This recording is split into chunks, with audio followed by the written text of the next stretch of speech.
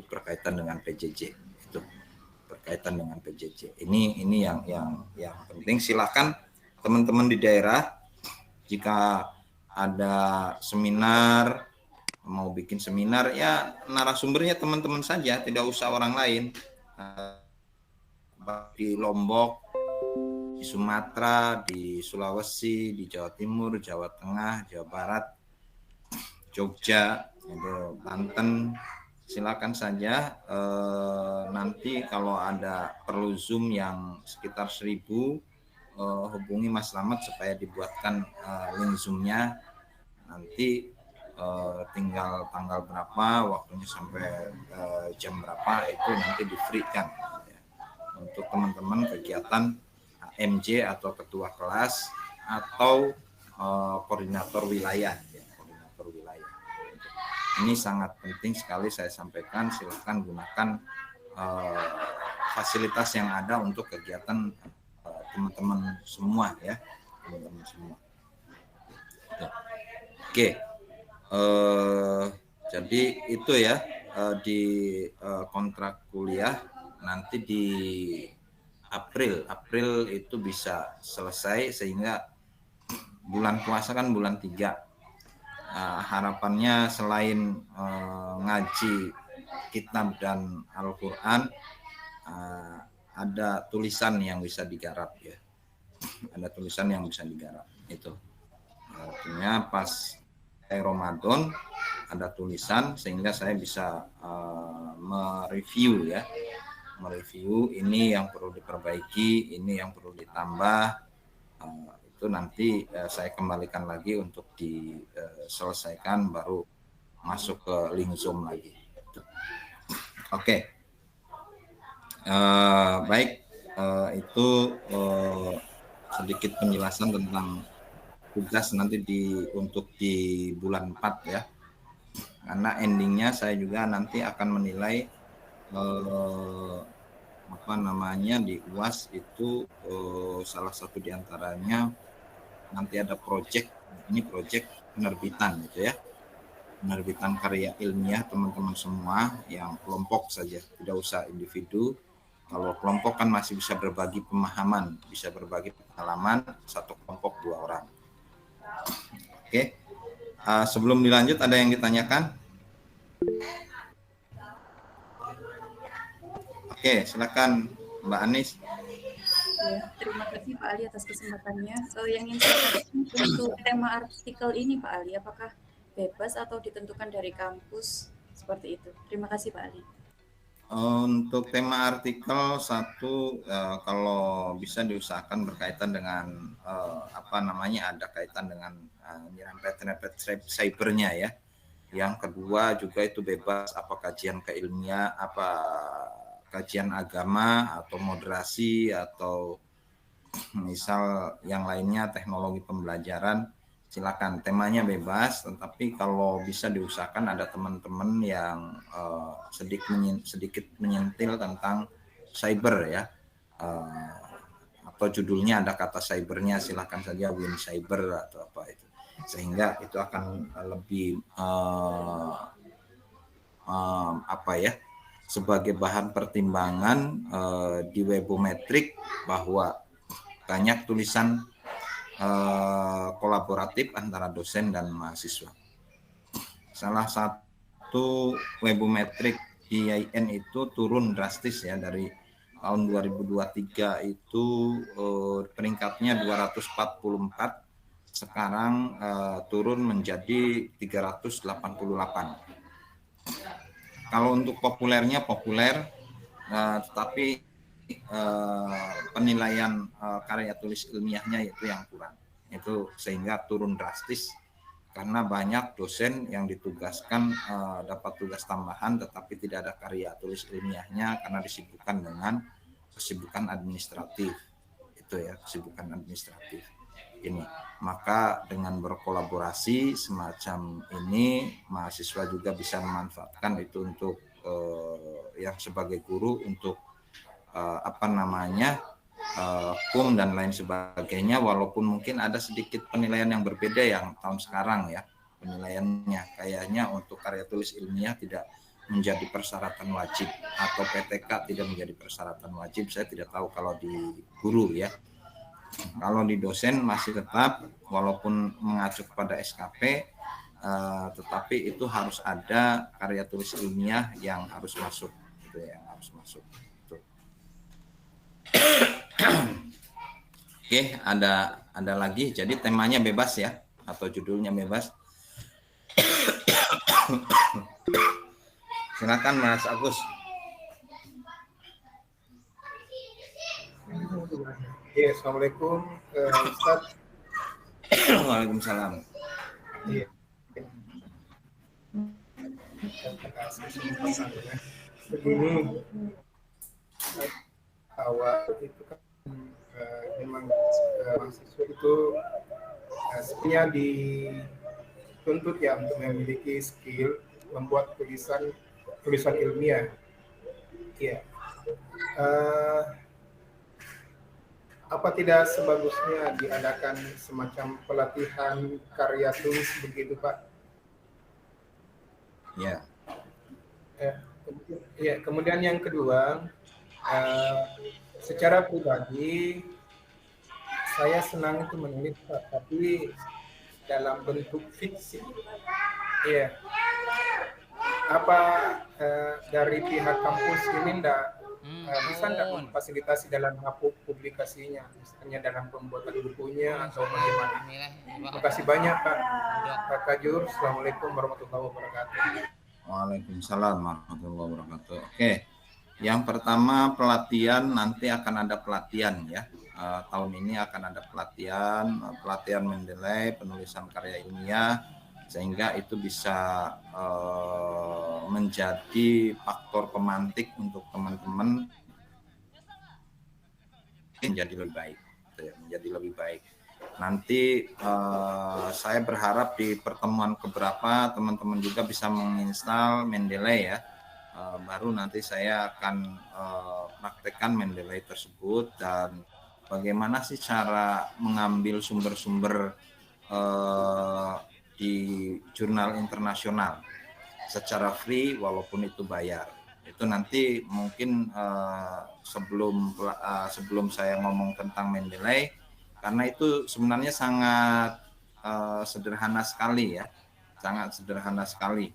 Nanti mungkin pada pertemuan apakah ketiga atau kedua minggu depan saya akan coba untuk, kalau teman-teman sudah siap nanti Mbak Anis bisa, kalau teman-teman di laptop atau di handphonenya sudah terinstall Mendeley, di semester pertemuan depan saya akan jelaskan tentang itu.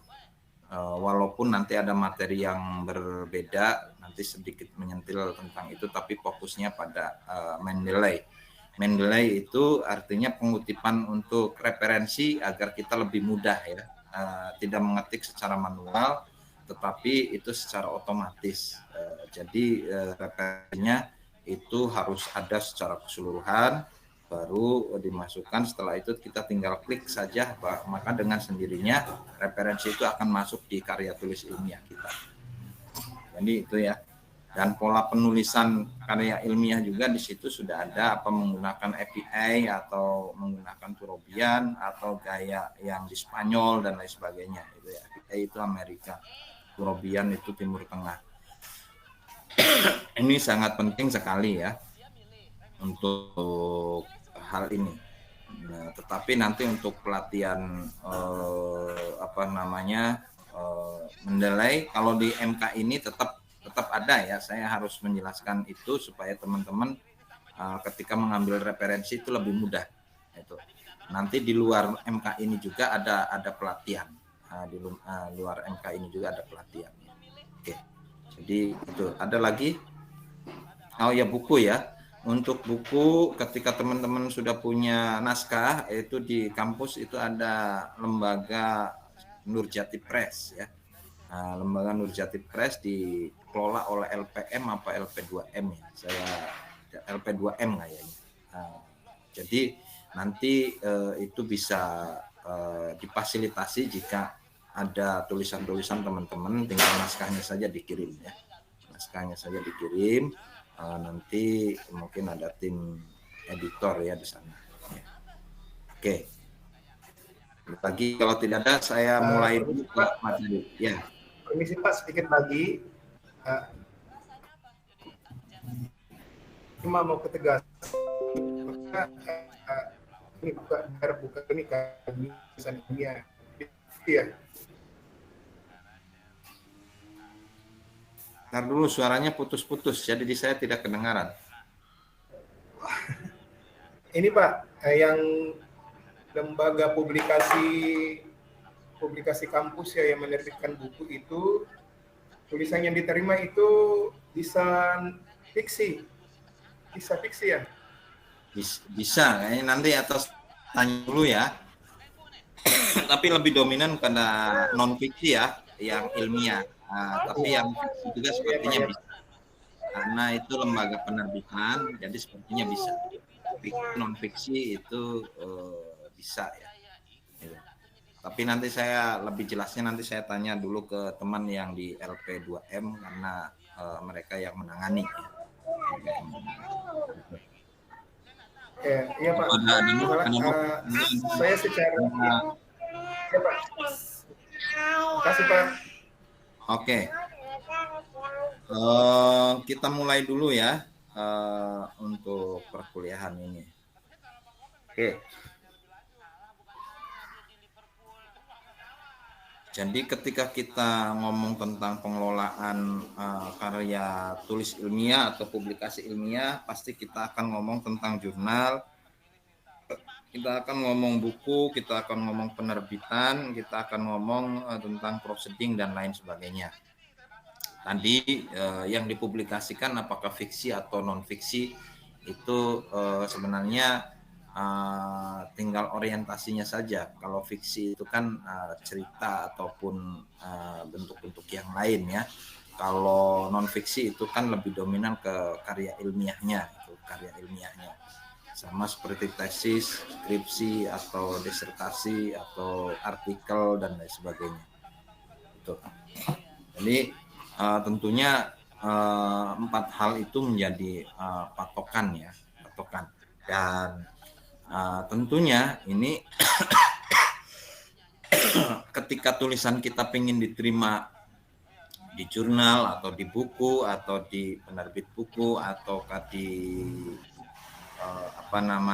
proceeding, ada 5 pertanyaan mendasar yang perlu kita kaji bersama agar tulisan kita itu bisa diterima dengan baik ya. Yang pertama itu adalah hal-hal yang penting, pertanyaan yang perlu kita kaji bersama, apa tujuan dari artikel yang dikirim ke pengelola jurnal atau buku atau penerbit atau proceeding. Ini. Karena biasanya ketika kita menulis maka kita akan mengkaji dan kita memiliki tujuan tertentu ya. Nah, misal mau memufkan SDM yang ada di daerah, mau memberdayakan kampus, mau mempublish kampus, mau mempublish yang lainnya, gitu ya. Ini tentunya ada tujuan. Makanya di dalam penelitian itu kan ada tujuan dan ada manfaat di bab 1, gitu ya. Lalu yang kedua, mengapa topik artikel itu perlu dikaji. Jadi topiknya ini perlu ada kebaharuan, ada keunikan dan ada tentunya distingsi ya, kebaharuan. Jangan sampai kita membuat topik dalam menulis karya tulis ilmiah itu topiknya topik usang atau yang sudah jenuh gitu. Makanya ini pasca Covid model pembelajaran seperti apa, pasca Pilpres model pembelajaran seperti apa, kurikulum seperti apa, nanti ataukah sistem evaluasinya seperti apa. Ketika ada MBKM atau Merdeka Belajar, nah nanti pasca Pilpres apakah ada hal-hal yang baru nanti dalam dunia pendidikan. Ini tentunya ketika sesuatu yang baru ini pasti akan menarik dan pasti akan diterima tulisan tersebut apabila itu hal yang baru ya. Pasti saya juga ketika menguji tesis atau disertasi, kebaharuannya apa, distingsinya apa, itu biasanya semacam itu ya.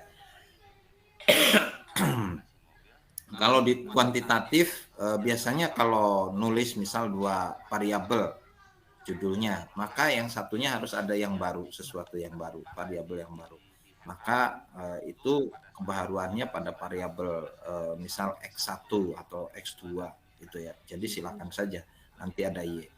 Jadi ini perlu dikaji secara mendalam ketika kita mau menulis. Ini apakah bagus atau tidak ya. Jadi silakan mau nulis tentang kurikulum, tentang evaluasi, tentang PAI, tentang multikultur, tentang moderasi, tentang politik, tentang teknologi, strategi pembelajaran, ya silakan saja, gitu ya. Jadi teman-teman semua, ini banyak strategi pembelajaran, model e-learning itu kan tentunya di cyber itu kan berbeda. Itu akan sangat menarik, gitu ya. Akan sangat menarik. Bisa juga silakan mau menulis kelemahan dan kelebihan tentang portal akademik, tetapi di situnya model pembelajaran di Cyber University. Nanti mengkritisi tentang portal itu. Silakan saja, ada kelemahan dan kelebihannya seperti apa, tinggal nanti di hasil penelitian disajikan ya. Lalu hal yang ketiga, pertanyaan yang ketiga, bagaimana penulis menyampaikan pesan atau informasi yang ada dalam artikel. Makanya ketika pesan itu berarti bahasa atau tulisan. Ini tulisan atau bahasanya harus lugas, tegas, sehingga pesannya itu sampai gitu ya kepada pembaca. Ini makanya perlu ada reviewer. Kalau saya dulu menulis disertasi, biasanya teman kuliah itu yang suruh baca dulu sebelum ke pembimbing. Itu semacam itu. Nanti teman-teman juga ketika menulis, sebelum disampaikan, ada kawannya yang suruh baca dulu. Karena kalau kawannya atau temannya yang suruh baca dulu, pasti dia lebih teliti dibanding kita. Itu nanti kawannya akan memberikan arahan atau saran-saran yang berkaitan dengan penyempurnaan artikel gitu ya.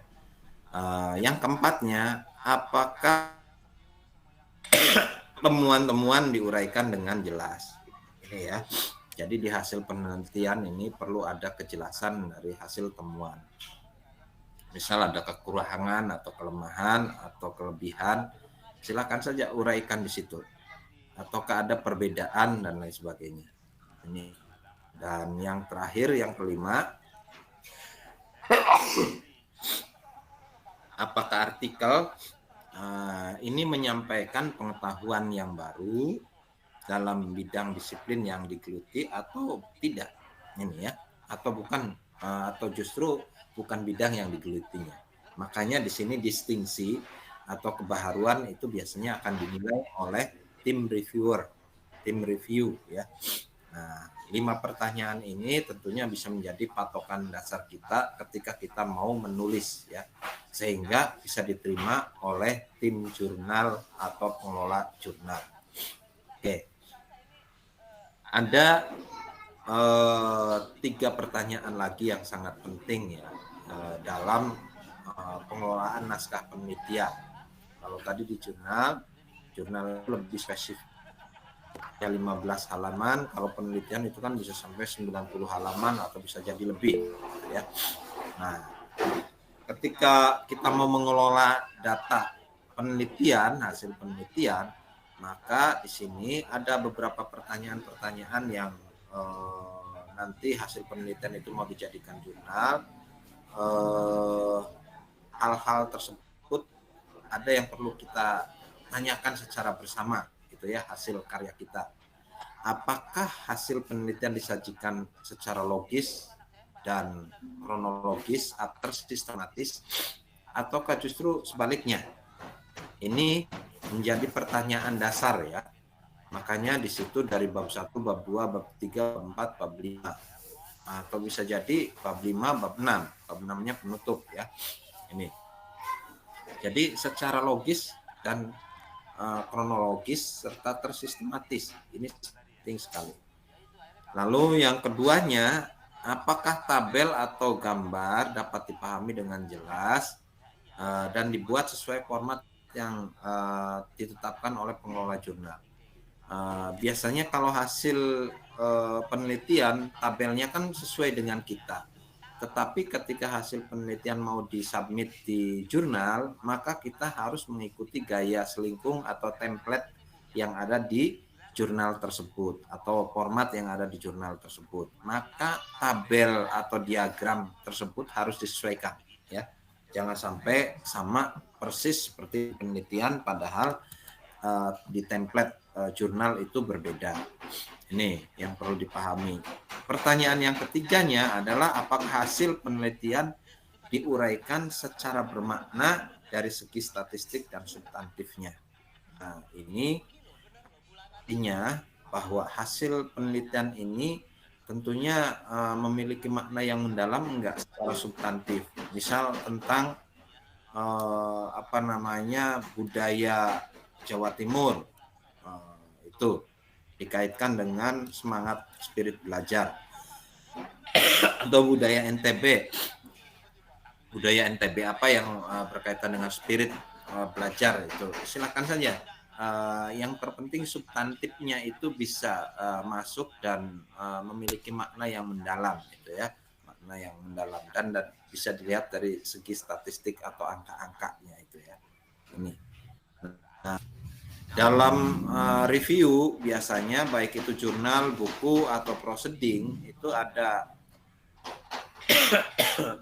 reviewer yang kalau di sini dikatakan baik atau buruk. Kalau menurut saya disiplin dan tidak disiplin sebenarnya ya. Reviewer yang disiplin atau baik itu bersifat positif, suportif, dan konstruktif. Ini biasanya mensupport kita ketika ada kekurangan, pasti ada catatan. Ada catatan ini yang harus diperbaiki, dan ketika ada teori yang kurang, biasanya dia kasihkan teori apa. Kalau tidak, teori lagi. Ya, ini biasanya reviewer yang baik dan disiplin itu pasti menyoroti kekuatan, kelemahan, serta menyertakan saran-saran untuk perbaikannya. Ini. Tetapi ada sebaliknya, ada reviewer yang tidak disiplin atau buruk yang pada umumnya tidak mencerminkan sudut pandang yang positif. Dan biasanya ketika mereviewer, dia hanya mencoret saja. Pokoknya ini diperbaiki. Siapa dia tidak mencantumkan saran-saran perbaikannya. Ini tentunya sering kita jumpai. Makanya naskah teman-teman semua ketika mengirim ke jurnal atau itu ditolak. Karena ada pola reviewer yang tadi yang disiplin dan tidak disiplin atau baik dan buruk ya.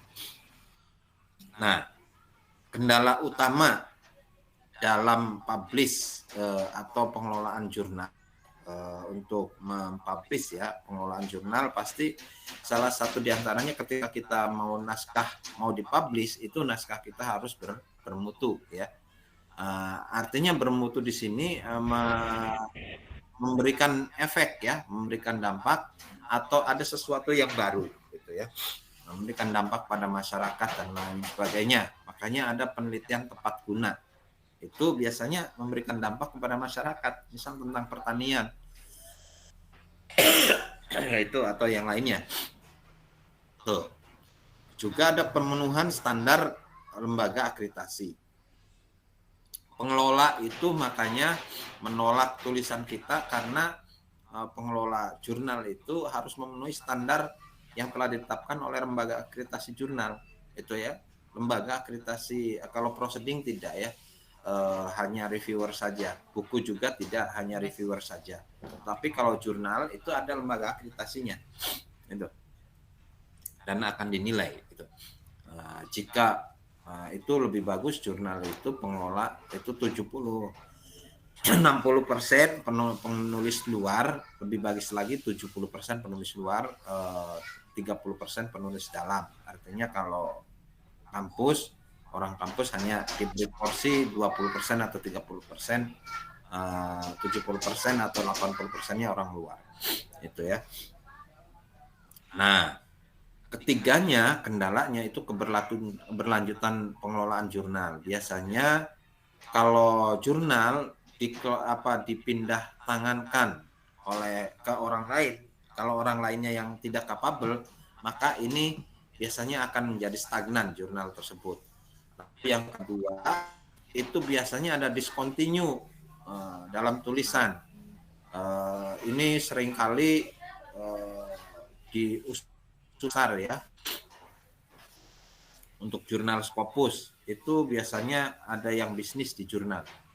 Makanya ada jurnal hanya terbit 1 tahun atau 2 tahun, setelah itu hilang, discontinue, jurnalnya tidak terbit lagi, dan itu dianggap itu tidak memenuhi standar oleh dikti atau diktis ya.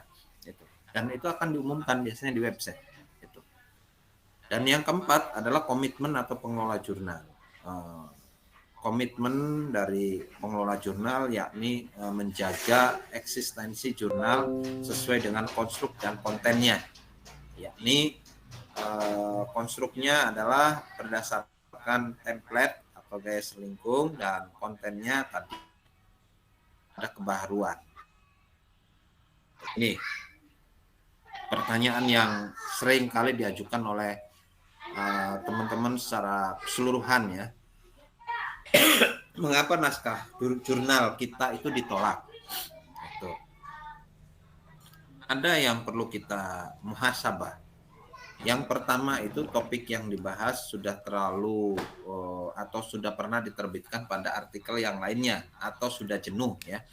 Ini sudah banyak sekali topik-topik yang dibahas di hal tersebut, makanya ditolak oleh jurnal.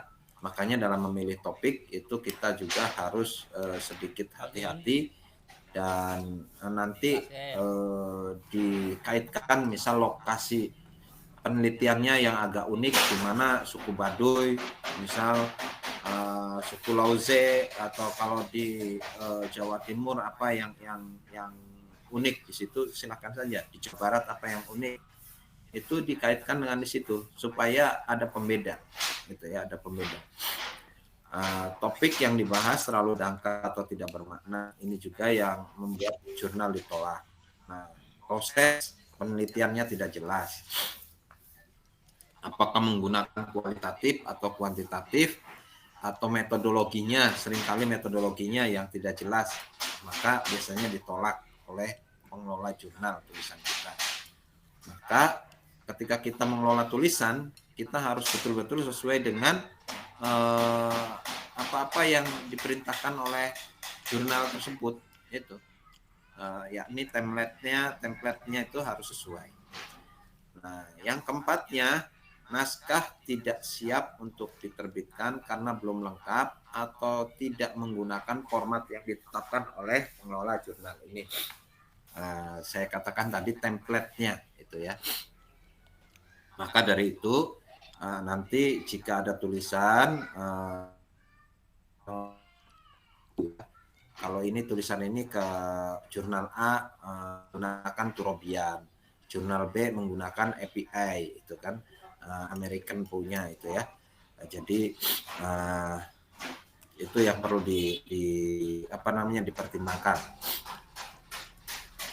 Nah, apabila naskah ditulis dalam bahasa asing yang digunakan biasanya tidak memenuhi standar. Makanya di sini perlu ada proofreading kalau pakai menggunakan bahasa asing ya, Jadi itu yang penting. Nanti untuk tugas, jika ada tulisan-tulisan berkaitan dengan teknologi, maka kami akan terjemahkan dalam bahasa Inggris, gitu ya. Nanti Pak Zaki sudah siap di tim bahasa Inggris, siap menerjemahkan dari teman-teman semua, terutama yang berkaitan dengan tulisannya dikaitkan ada teknologinya ya. Untuk jurnal di PJJ atau jurnal di yang lain, di IAIN ada jurnal itu ada 14 gitu ya, ada 14. Yang Sinta 2 itu ada 3 pada 2. Sinta 3-nya ada 5 kalau nggak salah, 5 atau 4. Sinta 4 yang banyak gitu ya.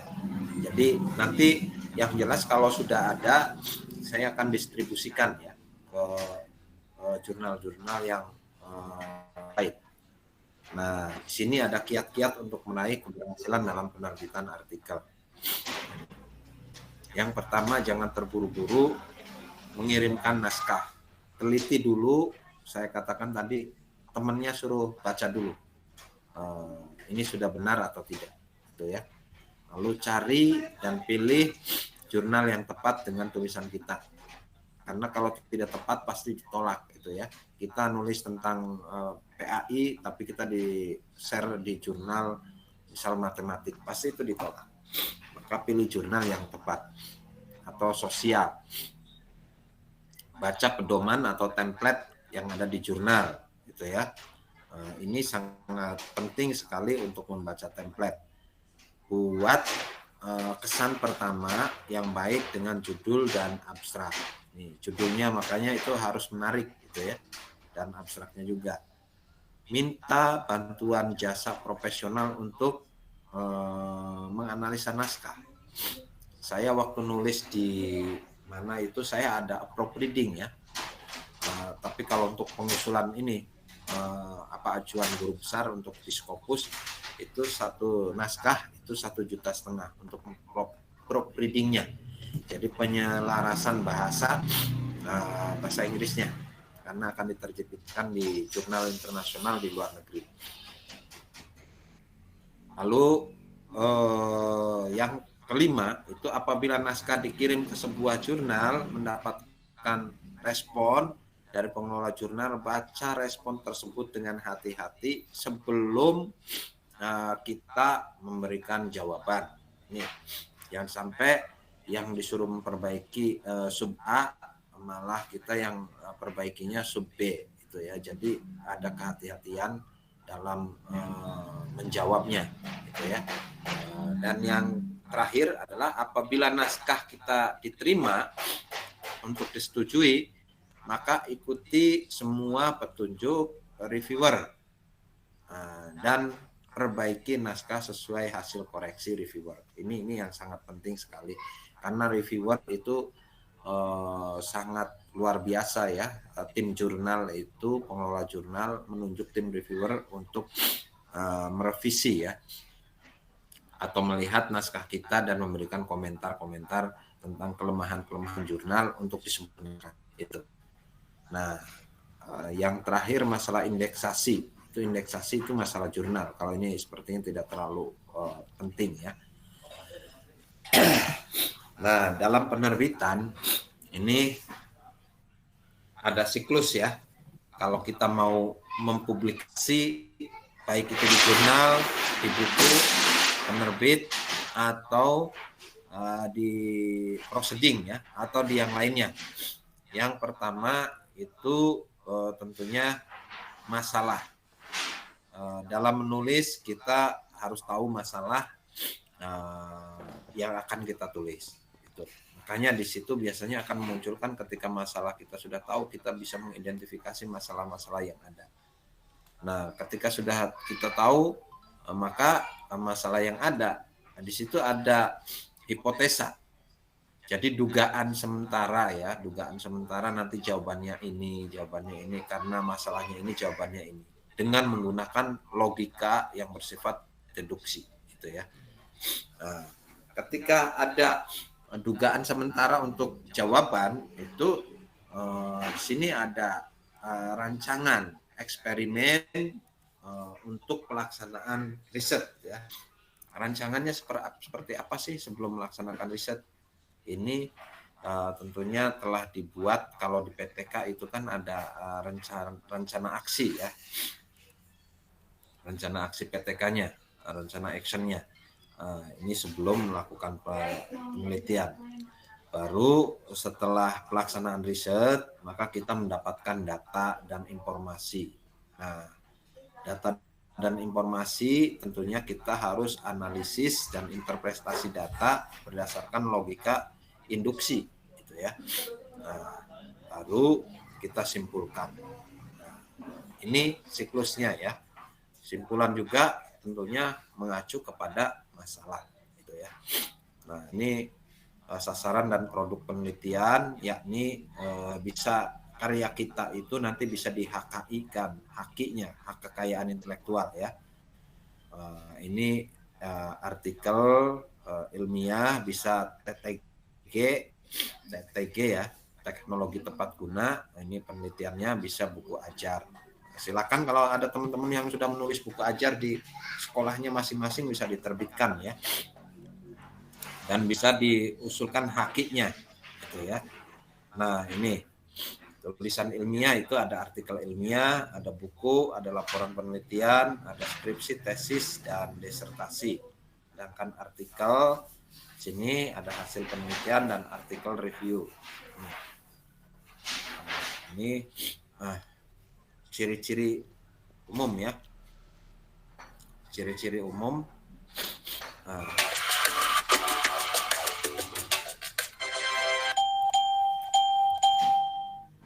Yang pertama itu lebih banyak menggunakan bahasa kajian ya. Kalau ciri-ciri umum publikasi karya ilmiah, sistematikanya tanpa huruf dan tanpa angka. Tetapi ada juga yang menggunakan huruf dan angka ya. Jadi ada dua pola, itu tergantung gaya selingkung atau template yang ada di jurnal. Tidak menggunakan bab atau subbab. Ini kalau di jurnal. Tidak boleh ada halaman yang kosong dan harus ada. Ini ya, yang untuk jurnal ya.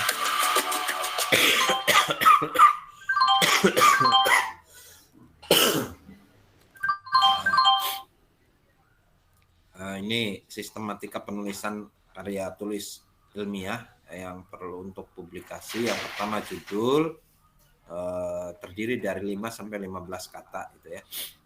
Penulis mencantumkan tanpa gelar. Kalau ada sponsor silahkan bisa tuliskan. Baru ada abstrak, ada kata kunci. Nah, setelah itu ada pendahuluan ya. Baru metode. Di kata pendahuluan itu penting masalah yang akan diteliti, rumusan masalah, tujuan, manfaat penelitian, dan landasan teori. Nah, metode itu dijelaskan teknik pengambilan dan mengolah datanya supaya jelas. Makanya tadi kalau penelitiannya tidak jelas, itu teknik pengambilan datanya dan mengolah datanya itu pasti ditolak. Ini dapat dijadikan sebagai satu dengan pendahuluan ya.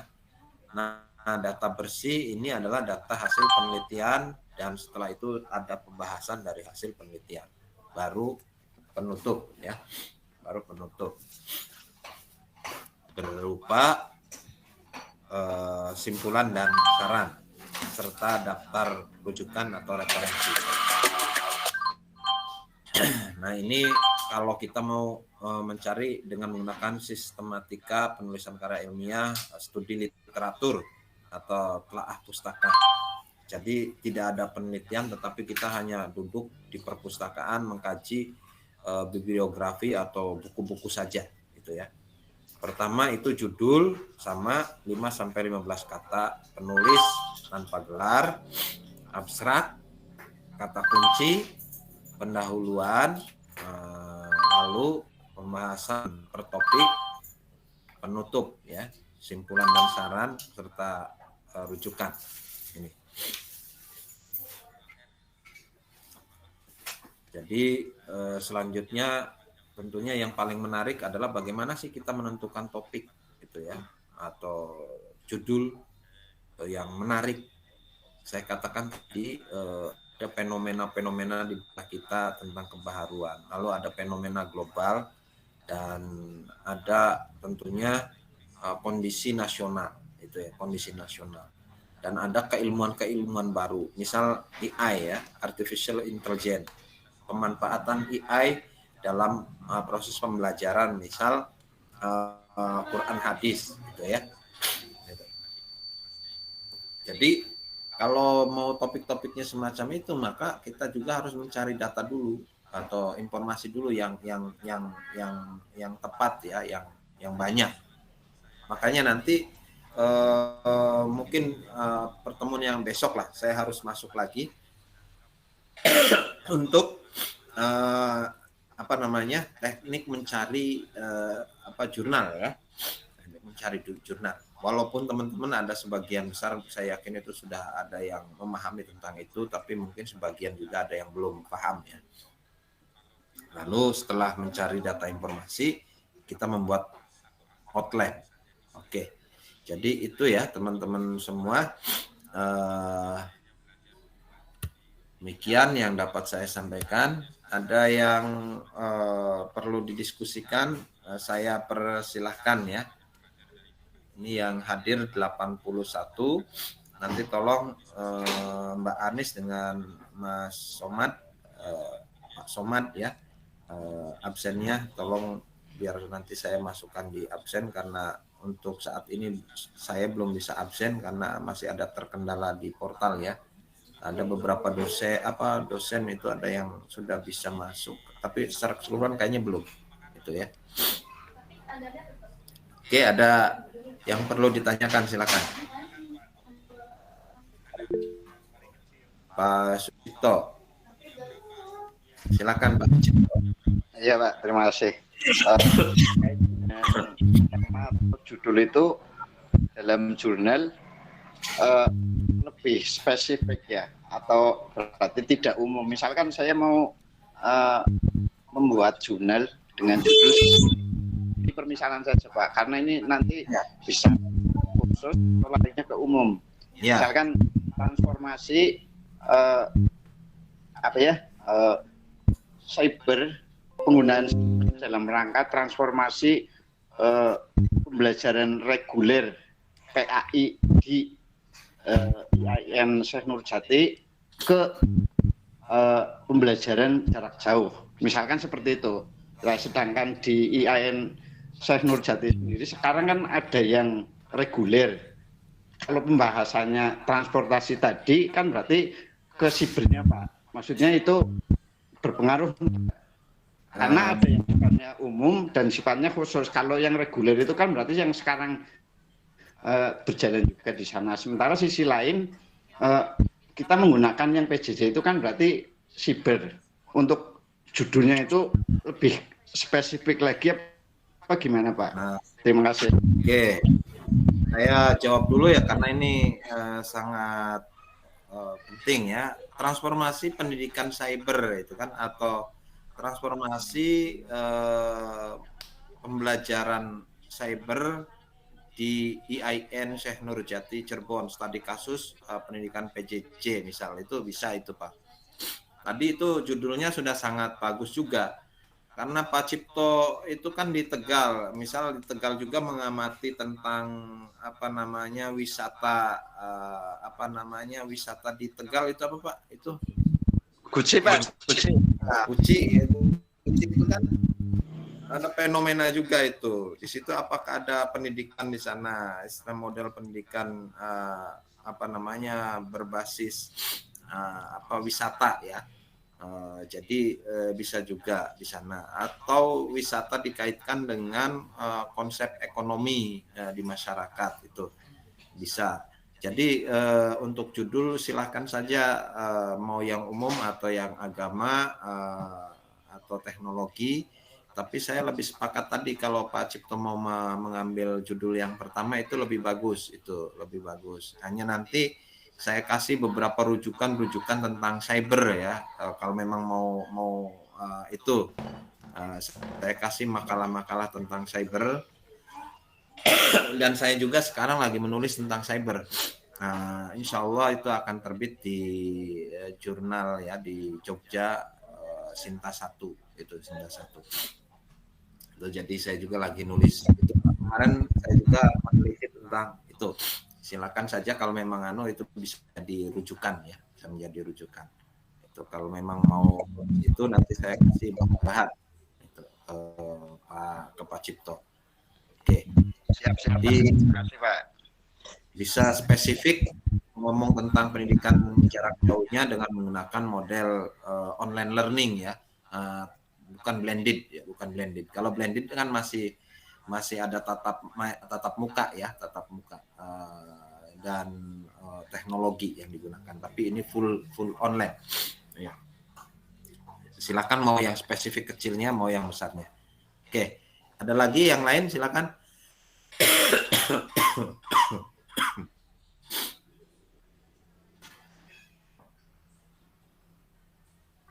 Kalau tidak ada mungkin saya cukupkan dulu. Ini ada 83 ya, berarti ada 82 orang yang hadir. dari 100. Enggak sampai 100 Pak Ali. Oh, nggak sampai 100 ya. Iya, enggak sampai. Untuk kelas C kan ada 8. Kelas C 42 Pak Ali. Oh, kelas C. Kelas C Kelas C ada berapa 42. orang? Bu? 42 Pak Ali. Dua. Oh, 42, ya 8. Berarti masih ini ya. Masih ada beberapa yang ini ya. Oke. Kalau Mbak Anis, Bu Anis, kelasnya 50. 48 Pak Ali. Oh, 48. Oh, ya. Oke. Oke. Mungkin itu saja yang dapat saya sampaikan. Kalau tidak ada pertanyaan, kita akhiri dengan sama-sama membaca hamdalah. Alhamdulillah.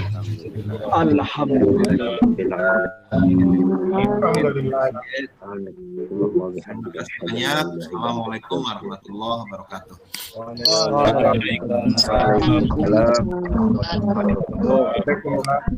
Dulu ya. Terima kasih. izin keluar, sholat dulu.